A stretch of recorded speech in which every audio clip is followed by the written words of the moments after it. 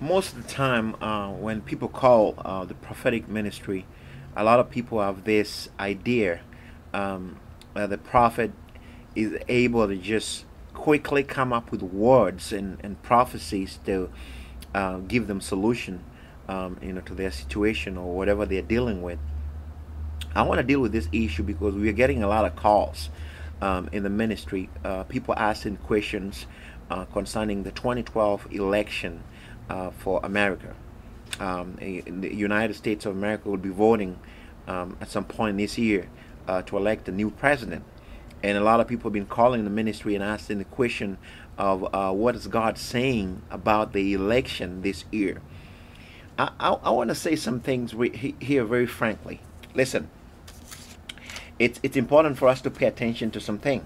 It's very important. Now,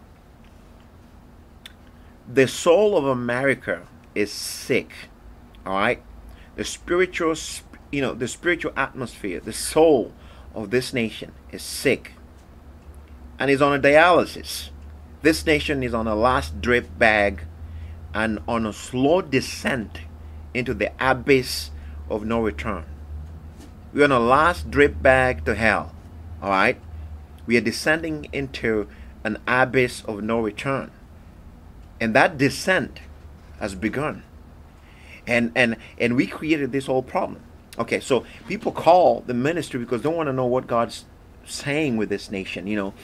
I want to emphasize something that we always emphasize in this ministry: that being in in a prophetic ministry or in a prophet's office doesn't mean that I have to tell you something new all the time. All right, I know that there's an aspect of revelation, there's an aspect of deeper insights into the things. Amos chapter 3 verses 7. I know that there's that deeper acts, the revelation, the deeper insight into the things in the spirit, and be able to predict things, but that's not it. All right, so the Bible says in the New Testament that the sheep will hear the voice of God. The sheep means the people of God. All right, not everybody. One of the problem with the election of America this year, the presidential election this year, the biggest problem is the people who call themselves Christians. All right, I got a problem with anybody who calls themselves a Christian but does not want to do the things that Christ commands that we must do if we're Christians. I got a problem with people who think that just by going to church, you're a Christian. I grew up in a Christian family, so I think I'm a Christian.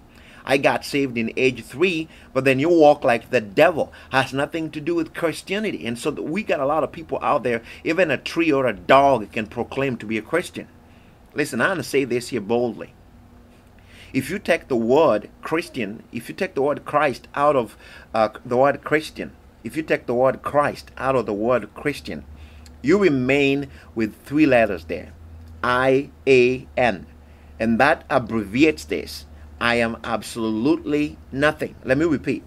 If you take the word Christ out of the word Christian, you have 3 letters there remaining. I-A-N. That means you are. I am absolutely nothing. So you are nothing. You're zero, right? You're vile, zero. You're a rebel. You have no right to call yourself a Christian if Christ is not in you. It's the same thing. You can call a bucket of water without water in it. You call it a bucket without water in it. But when you put water in a bucket, you begin to call that bucket a bucket of water. You can call a Christian without Christ in him. And if Christ is in you, then you must live like Christ. You must be Christ-like in your character, in your behavior. We got a lot of people in the leadership in the churches who are fornicating and sleeping with everybody, and they're leading churches. And these are the people that call themselves Christians.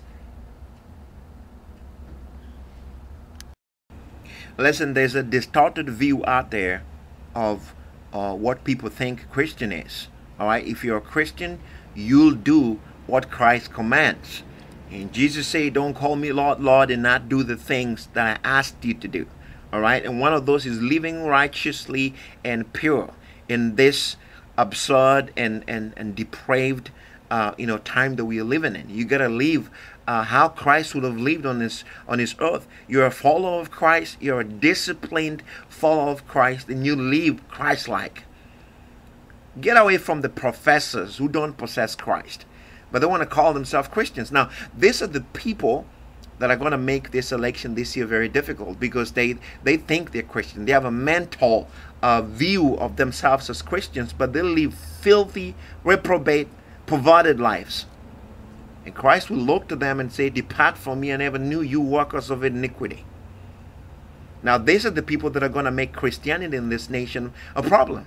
You have homosexuals who are practicing the sin of homosexuality. You got people who are cheating on their spouses, sleeping everywhere. You got people stealing, lying, thieving, adulterers, and these people can stand boldly and claim to be Christians.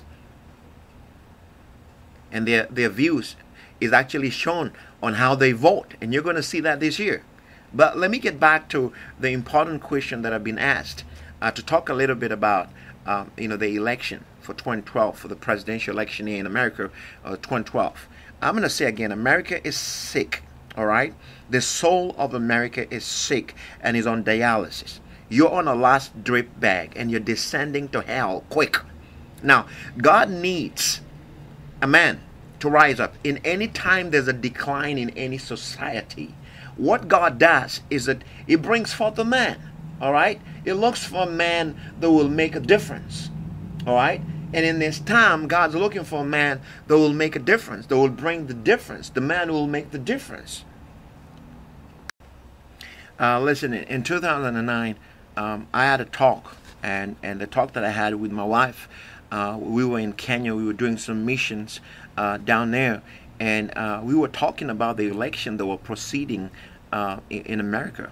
And I remember I told my wife that if I feel in my spirit that if America goes on a vote and votes for the current president, they will be voting for their demise of the moral values on this nation, and that it will spell doom for the nation and relegate it in comparison to Sodom and Gomorrah.